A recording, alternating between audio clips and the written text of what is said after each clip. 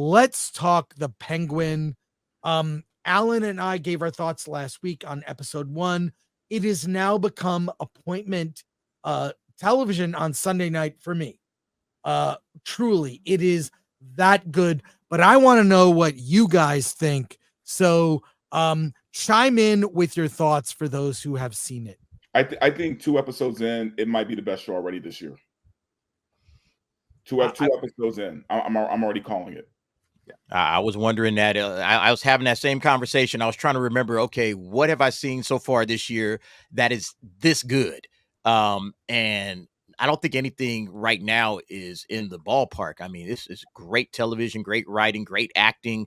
What is her name again? The Sophia Falcone actress.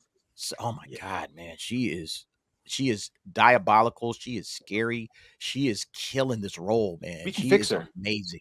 I'm entranced. Like, I can't wait to see her on screen when she's away. And it's between the two of them, Colin Farrell as well as her. They are like battling it out for supremacy on the show. And she is absolutely delivering the goods, man. I love this chick.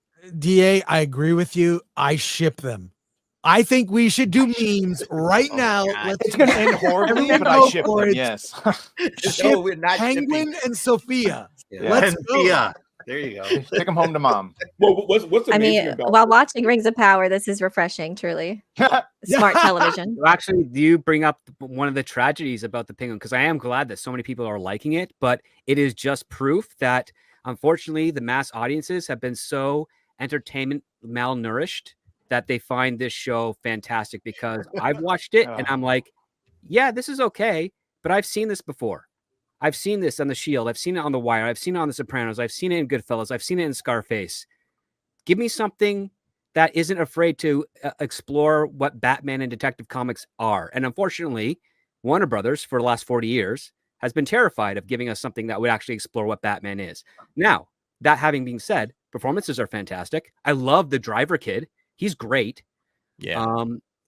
But it's like, this is a one-shot. Like, we're not going to be seeing much more of this style of Batman throughout, even though I do know casting-wise, they're definitely trying to get in the good gracious of James Gunn, because they cast as Alberto Falcone, who was killed in the first episode, the same guy who played the husband to Rachel Brosnahan in Marvelous Miss Maisel.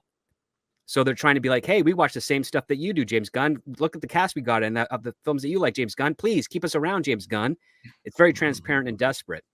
But that being said, like, I do agree that on the crime side of, well, not much on a crime side thing, but on a dramatic side of things, this is closer to traditional HBO programming than we've seen in a long time. I personally think the best show on the air right now is Only Murders in the Building, because it's a true mystery. It's very engaging. It's funny. And it goes in directions that you cannot predict. Penguin is pretty easy to predict, because he's kind of walking that edge of being a Gary Stu, because even though he's quote unquote thinking on his feet, everything is still working out for him at the end of each episode. And it feels like he knows what the writers are doing as they're happening. And I want a little bit more difficulty for Penguin here, because that's how I'm going to love him more. You know, that would be like one criticism I have is that, yeah, it's like, okay, everything has so far seemed to work out for him. You know, when something goes left, he adjusts, and it's like, oh, okay, it all works out to his advantage. I'm curious as to when that's not going to work to his advantage and he finds himself in some hot water. Yeah, that's when I think they're going to really have to pick the story up. But yeah, everything seems to just kind of like, oh, okay, this happens. No worries. I can adjust. And it's like, that was a little too easy. I'm still, again, I'm loving the performances more than anything. The story is solid. I just hope that, you know, when we get to these twists and turns, it's not, you know, too like on the nose, like, oh yeah, they figured that out too easily. You know, it's like, where's the consequences at for some of his, you know, slip ups and his mistakes, you know? So, yeah, script, I get what you're saying, but at this point in the game, I'd take quality over, you know, originality. No, this is the best part, because if we start saying how much we like this, we're going to get people from the studio side saying we got to compete with this, and hopefully we'll get that competition spinning up again, so that when we do look back up, Penguin will be like, yeah, it was okay at the time, but it's nothing compared to this new show here that I have no idea what's going to happen next, and I got to watch it. Can't wait for streaming. I can't wait. I got to book vacation time to go watch this show. That's how good of a show you want to have in the future. So please, absolutely support it. Well, look, the strength of wait, before we move on, I'll say Really I love quick. this. Wait. What's their ship name? Is it Soph Oz? Is it Oz Soph or We're not Sophia? doing this. No, it's We're not doing Am I this, bro. doing it right? Cynthia. We are not doing this shipping shit, man. Leave that to the Oceaneers. That's them, man. We are not doing this, okay? I will log off right now. I am not doing that. I do like how that she's presented as a character. She seems very intelligent, more intelligent than most like female characters are written. Like I said, I'm watching Rings of Power, and it's just so mind-numbingly stupid. Everyone's stupid, but the female characters, I mean, it's because they tout, oh, look how great the female characters are, when they're just written horribly. They're one-dimensional, and they just, they're very just don't have a brain cell. But I like that there's some multi-layered, she's complex, she's smart. When he tried to like manipulate her into, when you see that, but she's not on board, and she can see it, she can see his scheming, and she doesn't trust him. I think that's interesting. It just makes her it makes her formidable, but it makes it's in service to your protagonist when he's just not everything is handed to him, not everything is easy, and it just makes for a more compelling story. Can I respond to something Script said? Sure.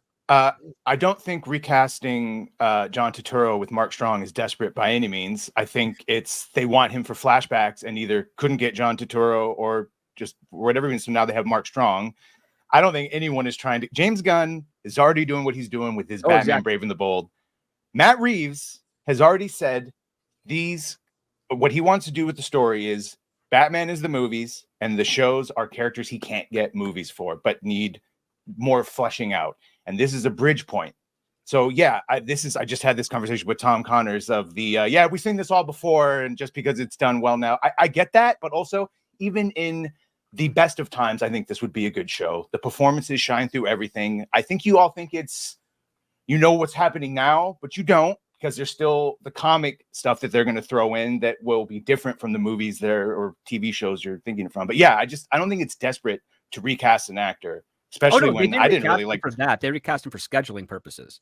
And Right. Mark Strong, great actor. However, he also is kind of a curse at Warner Brothers, because every Warner Brothers property he's been a part of has actually kind of died. Like his Shazam thing, that franchise doesn't exist anymore. He was in Green Lantern as Sinestro. That's not a thing anymore. This is a pattern. It was like Adriana Palicki. She'd been cast for a number of DC characters before for pilots that didn't get picked up until she went over to Marvel and played Mockingbird, essentially on Agents of S.H.I.E.L.D. And the only reason that worked out is because she wasn't a principal member of the cast. I get it. It's just you said they were desperate and they cast him because they were trying to get James Gunn attention. I don't think that's what it was. They're casting other characters. Mark Strong was not part of that. I'm talking about things that are connected to the cast of who he's been using over at Superman right now. Because again, once Penguin is done, we're probably not going to get another one. We may or may not. We're going to get the second Batman. We may or may not get the second Batman. We do not know yet. They just announced that it finished the script and is going to start filming. So right, but it's also been delayed twice, and Warner Brothers doesn't like to delay things when they think they're going to make a lot of money. So Batman 2 might be made, and it also might be the last thing you get, because again, Warner Brothers has a mandate. They're not going to have 2 live-action Batman films competing against each other. And James Gunn has his Batman Brave and the Bold that he's got plans for. And so right now, this is a Hail Mary thing for Matt Reeves. And I'm not the biggest fan of his work, but maybe he might be able to pull something off here. Well, it's interesting. We got with the series, you've got Batman at the beginning of his career, and you're looking with the Gunn films will be Batman at the end of his at least career. A decade in. If you've got Damian, who should be 8, right? It's like in the comics. So I don't know. I'm just gonna repeat what I've said many times before. Make a Batman TV show, like this whole pussyfoot around with Pennyworth or Jim Gordon and all this other stuff. You need to do it, because that 66 show was so good for its time. That was awesome, but a regular show showing Batman being a detective would be amazing. I don't know what. I'm glad in this second episode, which upped the ante, up the stakes. I love Victor and Penguin's dynamic. I think is really great. Seeing Penguin just be ruthless. And we are going to get into spoilers now. I think it's hard to talk about it now without getting into some spoilers. When he killed that guy in the basement, man, that was effed up. And then the Yeah. whole thing with the knife, I thought was great. And by the way, he's called Penguin. Someone said the words penguin. He's called Penguin in the movie. Like it's, Right, but right. it's a pejorative, you know? Yeah. And I'm saying, then they Yeah. mentioned Riddler. How, I mean, at some point they're going to mention Batman. I think there'll be a Batman cameo. I just think whether it's Bruce Wayne or something, that you can't show this world without Batman at least being mentioned in some way. You can't go the whole show. Oh yeah, I without mean, even if you're bring in a reporter to talk about like what's your comments on this Batman thing that's coming against your Right. crime boss family, like that's something that would be useful. However, to your point, I would very much love a Batman detective TV show, but unfortunately, with the way that the model of television is today, you have unfortunately a tragic risk of making that Batman show a lot like the worst parts of the Arrowverse, because it's an expensive show. Yeah, keep You're it going to honed. have them standing in rooms talking, giving off exposition, as opposed to doing something that makes Batman great, which is the investigative aspect and also the set pieces of unique fight scenes. Those are really expensive. If you want to do a Batman series, I would say grab the BBC Sherlock model and just do some 90-minute or 70-minute specials, 3 a year, that are basically like mini film productions, because you can have a lot more fun authentically with Batman than falling into the pit of like a Supergirl or a Batwoman or an Arrow, because those models are cheap to do, they're fast to do on a TV schedule, but they actually don't serve a benefit to your audience, especially when you have this huge anticipatory market of people wanting to see Batman on the small screen again in live action. Yeah. Matt Reeves says that when they tried to bring Batman in, he took the focus. So, which I understand. But yeah, and also he's supposed to be in a transitory phase right now, where at the end of Batman, he learned that he can't just be hardcore Batman. He's got to be Bruce Wayne. And so he's going in a transition phase, not that type. So that's why we don't see him, new suit, new image. I mean, I disagree with Matt Reeves on that. I think that could have been epic. Sorry. I was going to say another strength of the show for me is the fact that the city does feel lived in, right? Like I love Gotham City in this universe, right? I love the fact that we still see the effects of what the Riddler did, right? Every episode, there's a little something about what the Riddler did to that city, right?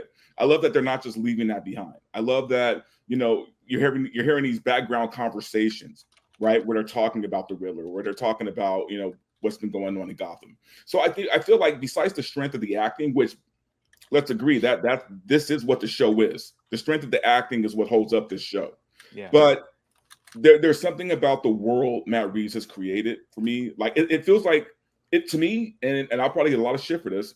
It feels like the most lived in Gotham that I've seen on screen probably ever. Yes, agreed. Easily. Yeah. Ever. It's the most lived in Gotham.